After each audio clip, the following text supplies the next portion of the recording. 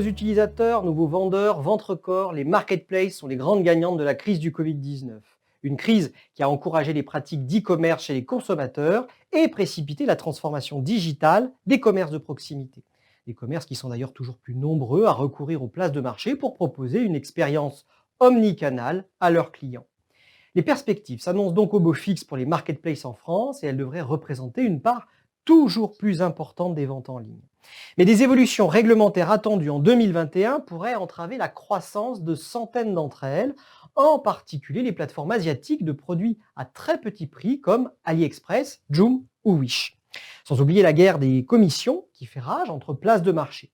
Le développement du social selling par Instagram ou Pinterest entre autres pourrait également rebattre les cartes du jeu concurrentiel.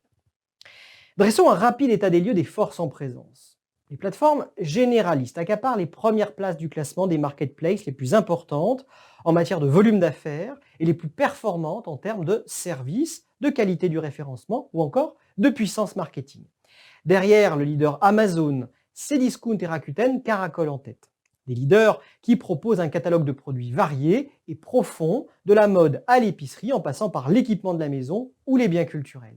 Des leaders qui abritent des milliers de vendeurs et des millions de produits sur leur place de marché. Simples intermédiaires ou également cybermarchands classiques, les marketplaces spécialisés se sont historiquement développés dans la mode. Je pense à La Redoute, Zalando ou Spartoo.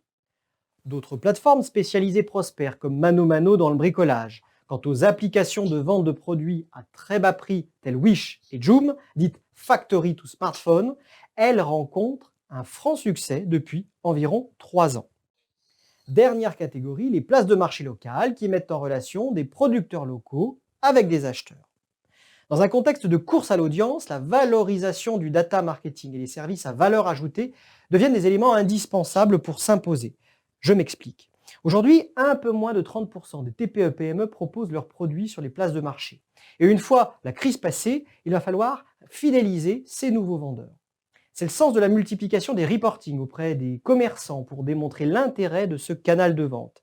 C'est également celui de l'accompagnement des marchands dans la création de catalogues ou la configuration de boutiques personnalisées. C'est encore celui de l'aide à la mise en place de dispositifs click and collect pour générer du trafic en magasin. Quant aux réseaux sociaux, ces nouveaux intermédiaires entre les marques et le consommateur, ils n'hésiteront pas à mettre à profit leur audience et leur connaissance fine des clients pour devenir de véritables méta-marketplaces. Ce qui pourrait bien séduire les plateformes de taille moyenne spécialisées dans la mode et la décoration.